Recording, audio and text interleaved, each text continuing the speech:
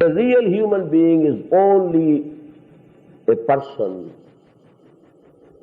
who has consciously fixed an ideal for him. Ideal. I have to do this. That's my ideal. That's my goal in life. He lives for that ideal. He works for that ideal. He gives sacrifices for that ideal. And he is ready to die for the ideal. He must have some ideal in life. This is the basic qualification of a human being. Otherwise, he is living for the sake of living. Just like an animal. Animal also preserves itself. Preservation of the self, preservation of the species. It's common between us and the animals.